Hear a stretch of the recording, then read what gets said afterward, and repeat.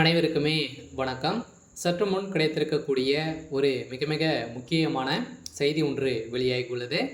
சற்று முன் தமிழகத்தில் துணை இராணுவம் குவிப்பு, ஸ்டாலின் திகார் சிறையில் அடைப்பு, இது மாதிரி பார்த்திங்கன்னா செய்திகள் வெளியாயிருக்கு.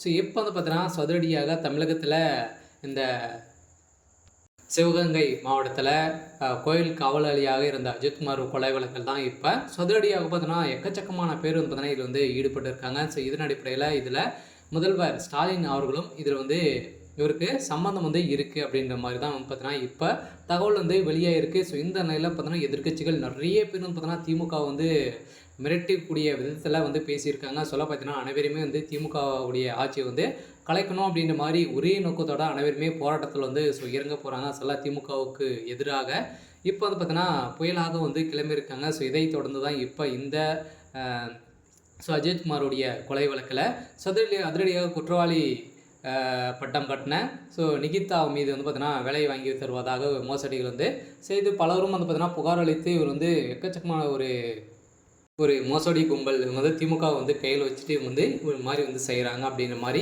இவங்க வாக்குமூலம் கொடுத்துருக்காங்க.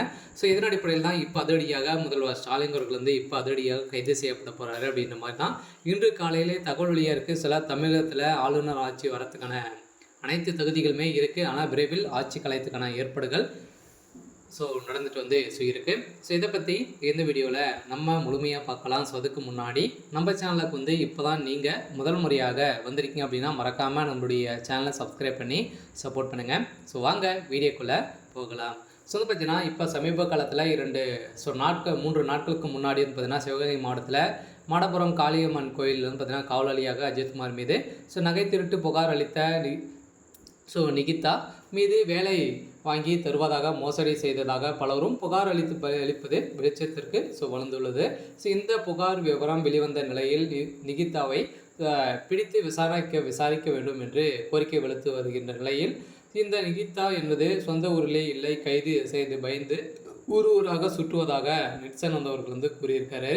இந்த நிலையில் கோவையில் தஞ்சமடைந்ததாகவும் நேரில் பார்த்த போலீசாருக்கு தகவல் சொல்லியும் கண்டு கொள்ளவில்லை என்றும் குற்றச்சாட்டுகள் எழுந்திருக்கு. இந்த நாள் சிவகங்கை மாவட்ட மடப்புரம் காளியம்மன் கோயிலில் அஜித்குமார் மீது நகை திருட்டு புகார் அளித்து நிகிதா திண்டுக்கல் அரசு கல்லூரி பேராசிரியராக பணியாற்றி வருகிறார். இதுவரை பல்வேறு தகவல் தினமும் வெளிவந்தபடி உள்ளன.